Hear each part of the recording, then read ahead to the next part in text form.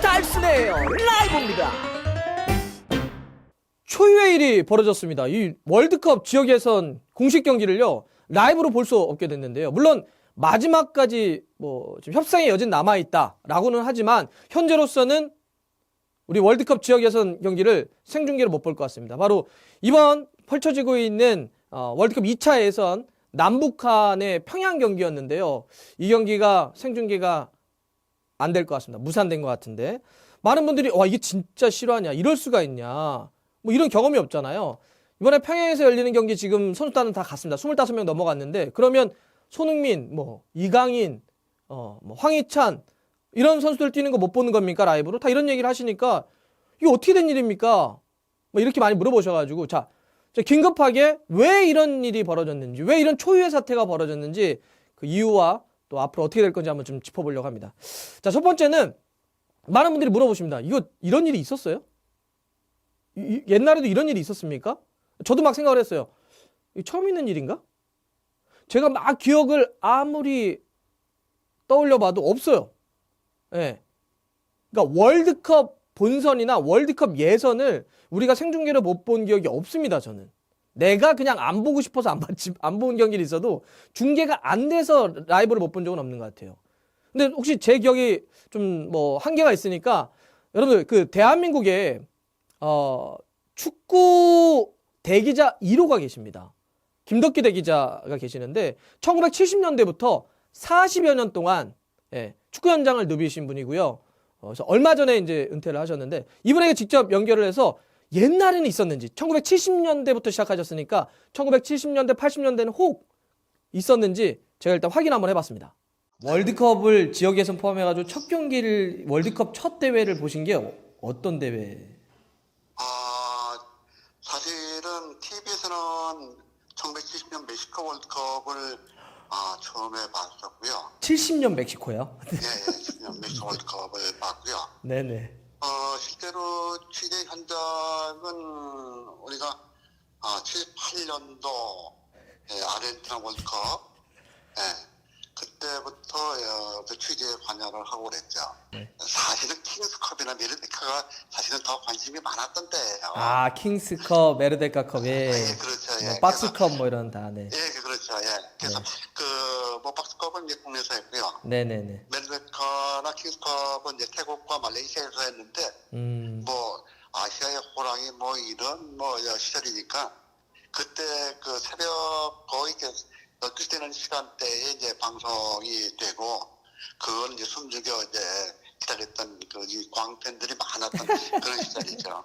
그렇게 40여 년 동안 이 축구 현장에서 지켜보시면서 이렇게 월드컵 지역 예선이나 본선을 저희가 라이브로 어떻든 간에 팬들이 보지 못했던 적이 있나 해서 저는 기억이 없어서요. 우리 박문성 위원님도 기억이 없겠지만 저도 그런 기억은 없는 것 같거든요. 어떤 식으로든지 다 라이브로. 그러면 TV가 안 됐던 시절에는 라디오, 또 TV가 중계가 어려웠던 때는 어쨌든 라디오 중계라도 해서 그 현장의 그 소식을 실시간으로 저희가 전해 듣곤 했거든요. 그러면 제가 또 이제 하나 궁금한 거는 1991년에 남북한이 그때 이제 청소년 대회의 단일팀을 구성했을 때 직접 평양에 가신 적이 있으시지 않으신가요?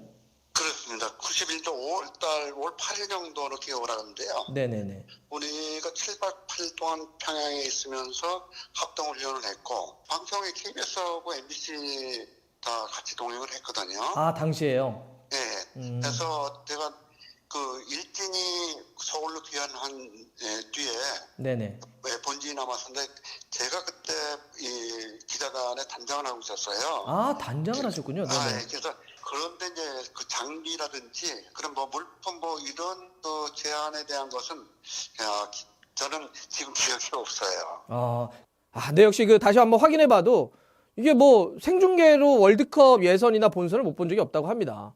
70년대부터 활동을 하셨는데 그때는 이제 TV가 조금 덜 활성화되어 있었을 때는 라디오라도 했었다는 거 아니에요? 그래서 아마 기억나실 거예요. 옛날 분들은 라디오 중계도 막 들었었잖아요. 그때 우리가 슈팅해가지고 많이 빗나가도 아깝게 빗나간 볼이고 상대가 딱 때렸는데 골 쓸 때 살짝 빗나가도 어림없는 볼 이런 때가 있었습니다. 그래서 라디오 중계만 들으면 우리가 완전히 밀어붙였는데 결과는 0대3으로 졌어요. 그러면 이제 누가 문제냐? 심판이 문제죠. 항상 이런 사이클이 있을 때가 라디오 중계가 시대가 있었습니다. 근데 어쨌든 지금 말씀하시는 것도 그렇지만 라디오 중계라도 했었다는 거 아니에요? 근데 이번엔 아무것도 현재로서는 들을 수가 없습니다.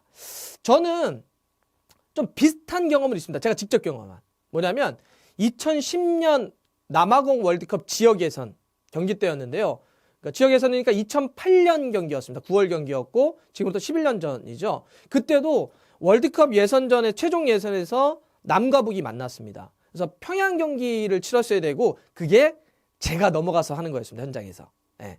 제가 넘어가서 하는 거였고 중계진으로 딱 됐기 때문에 그때는 저도 처음 알았는데 북한으로 가려면 절차가 있더라고요. 뭐 국정원 같은 데 가서 일정한 뭐 그 교육도 받아야 되고 모두 준비해야 되고 막 이런 게 있어서 다 그 일정을 잡아놨었죠. 그런데 무산이 됐습니다. 여러분들 기억나실지 모르겠는데 그때 이제 북한이 평양에서 애국가와 태극기가 국가가 울리거나 태극기가 개항되는 게 안 된다. 그거를 하지 않는다고 한다면 평양 경기를 하겠다.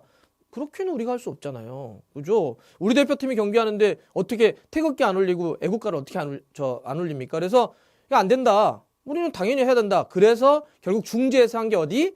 중국 상하이. 제3국에 가서 월드컵 예선, 최종 예선을 했어요. 그때 제가 상하이 가서 중계를 했었죠. 사실 그때 저는 그 냉면 먹을 생각이 굉장히 좀 그랬었는데 근데 사실 그러면 안 되죠, 북한도. 그죠?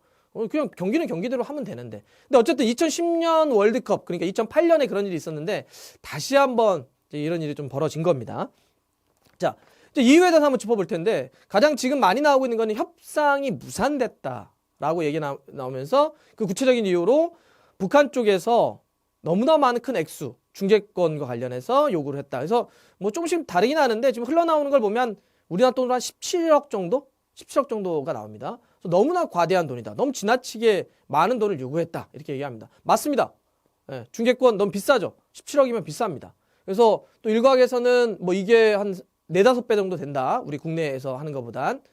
근데 요거는 약간 좀 팩트는 바로잡을 건 있을 것 같아요. 제가 17억을 요구했는지 아닌지 모릅니다. 그런데 4, 5배는 아닙니다. 우리나라 국내에서 하는 A매치를 할 때 상대 국가의 뭐 피파 랭킹이라든지 오는 선수라든지 이런 거에 따라 좀 다르긴 하는데 우리도 대충 조금 센 경기는 10억, 안 된 경기는 그 안쪽으로 들어오기 때문에 뭐 그게 4, 5배까지는 아닌데요. 근데 어쨌든 비싼 건 사실이죠. 그래서 지금 또 저도 이것저것 휴민트도 가동해보고 좀 많은 쪽이 좀 물어보니까 일단 북한 쪽에서 라이브로 직접 송출하는 거에 대한 기술력이나 뭐 그런 이제 뭐 비용이나 이런 부담이 있어서 요구를 했다는 건 사실이라고 합니다. 근데 어쨌든 그게 지금 가장 첫 번째로 나오고 있는 그런 무산 이유고요. 두 번째는요. 근데 그거 말고도 그 남북 간의 교류 일을 하거나 뭐 그게 정부건 아니면 민간 단위에선 이런 분들한테 물어보니까 좀 다른 이야기를 합니다. 뭐냐면 올 2월에 북한과 미국이 베트남 하노이에서 북미 정상회담을 했습니다. 그때 그래서 원래는 합의문을 만들어서 뭐 어떻게 한다 이런 얘기가 있었는데 그게 결렬이 됐었죠. 정상회담을 했지만 나온 게 없었습니다. 그 다음부터 2월 이후 그러니까 3월부터 남북 간의 모든 공식적인 행사나 공식적인 어떤 교류 이게 굉장히 경색 국면이라고 합니다. 진척이 안 된대요. 모두 다 막혀 있다고 합니다. 물론 뭐 물밑에서 왔다 갔다 할 수는 있겠지만 전체적인 공식 채널이 가동되진 않고 있다라고 해요. 그러니 북한에서 입장에서 보자면 이 축구 경기도 그들의 입장에서는 똑같은 거예요. 그러니까 이게 지금 얘기하는 게 뭐냐면 축구협회나 통일부도 뭐 기자단도 보내려고 했고 중계진도 보내려고 했는데 선수단만 컨펌해주고 어떤 대답도 안 했다는 거 아니에요. 그러니까 아예 지금 문을 닫고 있는 겁니다. 그러니까 이거는 아까 얘기했던 중계권료가 첫 번째 표면적인 이유고 두 번째는 2월 이후에 그 하노이에 있었던 북미 정상회담 이후에 남북한의 모든 공식적인 서로 어떤 교류가 중단되고 있는 거의 일환이다. 또 이것도 한치의 이유가 있는 것 같습니다. 근데 이것도 좀 아쉽긴 하죠. 아니 뭐 그렇다고 하더라도 스포츠는 스포츠니까 이거 뭐 경기하기는 경기대로 하면 되는데 이렇게까지 해야 되나 싶긴 합니다. 어쨌든 그런 남북 간에 지금 그 여러 가지 국제적인 정세 안에서 이루어지는 게 있고 요건 좀 먼저 아쉬운 부분이다. 이렇게 좀 말씀드리고 싶습니다. 근데 또 하나 물어보시는 게 피파나 AFC에서 이걸 중재를 안 합니까? 예? 아니 이게 일종의 어찌 보면은 뭐 개입하는 문제일 수도 있는데 정치나 어떤 사회적인 문제가 왜 피파나 AFC에서 이거를 개입을 해서 풀지 않습니까? 라고 물어보시는 분들이 있는데 요거는 조금 좀 복잡한 문제가 하나 있습니다. 뭐냐면 이게 경기를 안 한다고 하면 그죠? 경기 자체를 안 하겠다고 하면 이거는 피파나 AFC가 경기에 대한 개최권을 다른 이유 때문에 무산시키는 거니까 개입할 수가 있는데 중계를 할 수가 없다라고 하는 건 조금 미묘해요. TV 중계와 관련해서는. 이게 여러분들 말씀드리겠습니다. 월드컵 지역예선 1차, 2차에서는 누가 중계권을 갖고 있느냐? 그 경기를 개최하는 홈 축구협회가 갖고 있습니다. 이해되시나요? 그러니까 이런 거죠. 이번에 평양에서 열리는 경기의 중계권 누가 갖고 있느냐? 북한 축구협회가 갖고 있는 거고요. 다음에 만약에 서울에서 열린다 경기가 그러면 대한축구협회에서 갖고 있는 겁니다. 나중에 우리가 투르크메니스탄 원정 갔을 때는 투르크메니스탄 축구협회에서 그 중계권을 갖고 있는 겁니다. 이렇게 1차 예선과 2차 예선은 그 경기가 홈에서 열리는 홈 축구협회가 갖고 있어요. 그러면 이 중계권은 정권으로 이 중계권을 어떻게 할 거라고 하는 거는 북한 쪽에서 그걸 쥐고 있는 겁니다. 권리를. 그러니 이거를 피파나 AFC가 중계권을 가지고 뭐라고 할 수 있는 게 아니에요. 예. 개입이 안 되는 겁니다. 중계권은. 자기네들이 돈 안 벌겠다는 거죠. 쉽게 얘기하면. 만약에 나 우리 중계 안 해. 나 우리 경기를 한다니까. 뭐 중계야 우리가 기술도 못하고 뭐도 못할 수 있어. 이렇게 얘기를 해버리면 할 말이 없어요. 그럼 말 그대로 준 권한이에요. 그 축구협회 준 거예요. 너네 홈 경기는 너네 TV 중계권 가져. 그거 갖고 팔아가지고 돈 벌어. 이건데 저 그냥 그 권리 포기할게요. 이렇게 되는 거예요. 그러니 포기한다는 걸 가지고 제재할 수가 없잖아요. 그런 상황입니다. 그런데 만약에 이게 월드컵 최종 예선 3차 예선이 있죠. 우리가 이거 통과하면 들어가는 3차 예선. 3차 예선은 최종 예선이라고도 부르는데 그거는 누가 갖고 있느냐? 3차 예선부터는 달라집니다. 3차 예선 올라가게 되면 AFC가 모든 경기를 다 갖고 있어요. 그게 어느 나라에서 열리건 간에. 우리나라에서는 그 AFC가 갖고 있고 AFC 중계권을 누가 샀느냐? JTBC가 샀습니다. 그러니 최종 예선 올라가게 되면 이제는 JTBC가 다 중계권을 갖고 있기 때문에 그건 JTBC 소관이 되는 거예요. AFC 소관이고 우리나라에서는 월드컵 본선에 올라간다 누구한테? 그럼 FIFA가 갖고 있는 겁니다. 그러니 1, 2차 예선 지금 북한에서 하는 2차 예선은 뭐라고 할 수가 없어요. 네. 그리고 이거는 그래서 지금 지상파 3사가 뭐 사내 아니면 뭐 네이버 누가 사고 아프리카 TV가 사내 이렇게 했던 것도 다 북한이 갖고 있기 때문에 그런 거고 북한이 지금 그 권리나 권한을 어떤 이유든 간에 뭐 행사를 안 하는 거건 아니면 뭐 그거를 뭐 돈을 높여서 하려다가 무산이 되건 간에 개입할 수 있는 여지가 없는 거죠. 자, 이런 거고요. 자, 그러면 이제 이게 정말 중요한 문제. 그러면 어떻게든지 볼 수 없는 겁니까? 예?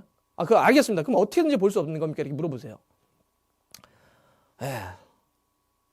현재로서는 중계를 볼 수 있는 방법은 없는 것 같습니다. 물론 마지막에 극적인 타결이 돼서 이게 풀리면 모르겠지만 현재로서는 라이브로 최소한 볼 수 있는 방법은 없을 것 같아요.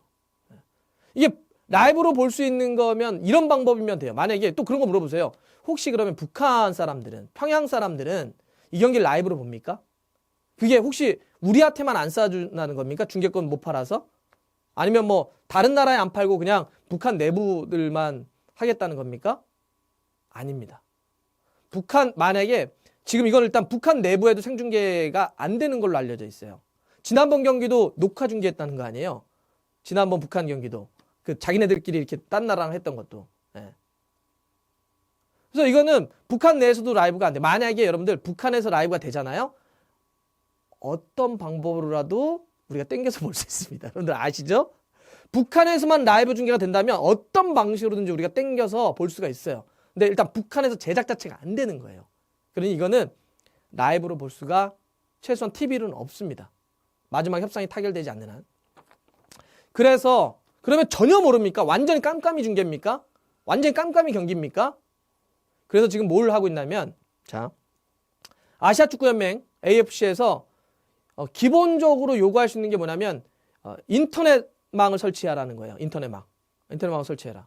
왜냐하면 여러분들 그 AFC가 이런 공식 경기 열릴 때는 라인업 선발 올리고 그죠? 자기 홈페이지에다가 그다음에 뭐 골 누가 넣었다 1대0 상황이다 후반 45분 이런 거 쓰잖아요. 그거 해야 되니까 기본적인 요구 상황이에요. 그죠? AFC가. 그래서 AFC는 홈페이지를 통해서 그런 주요한 뭐 선발 라인업이라든지 교체라든지 혹은 뭐 골상이라든지 이런 거를 올리겠다는 계획입니다. 물론 북한에 정작 들어가면 어떨지 모르겠지만 기본적으로 지금의 계획은 AFC가 그걸 하겠다는 거고요.